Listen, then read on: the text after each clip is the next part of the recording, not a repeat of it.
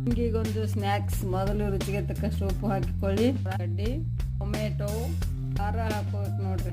Chat masala, ಎಣ್ಣೆ ರೀತಿ ಸರಿಯಾಗಿ ಕೂಡಿಸ್ಕೋಬೇಕೆಲ್ಲನೂ.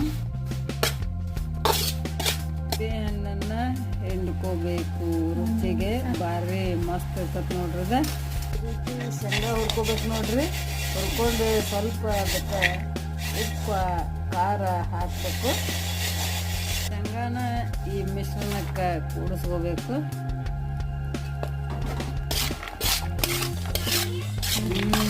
ನೋಡ್ರಿ ಎಷ್ಟು ಮಸ್ತ್ ಕಾಣ್ತಕ್ಕ. ಏನು ಮಂಡಕ್ಕಿ ಅಂತೀರಲ್ಲ, ನಾವು ಚುರುಮುರಿ ಅಂತೀವಿ. ಆ ಚುರುಮುರಿಯನ್ನು ಇದಕ್ಕೆ ಹಾಕೋಬೇಕು. ಹಾಕೊಂಡು ಚಂದಂಗೆ ಕಲಿಸ್ಬೇಕು ನೋಡ್ರಿ. ಆಮೇಲೆ ಕೊತ್ತಂಬರಿ ಉದುರಿಸ್ರಿ. ಕೊತ್ತಂಬರಿ ಉದುರಿಸಿದ್ಮೇಲೆ ಚಹಾ ಜೊತೆ ತಿನ್ಬೇಕು ನೋಡ್ರಿ ಸಂಜೆಗೆ. ನೋಡ್ರಿ ಎಷ್ಟು ಮಸ್ತ್ ಆಗ್ಯಾವ. ಒಂದ್ಸಲ ಮಾಡ್ಕೊಂಡು ತಿನ್ನಿರಿ. ಧನ್ಯವಾದಗಳು.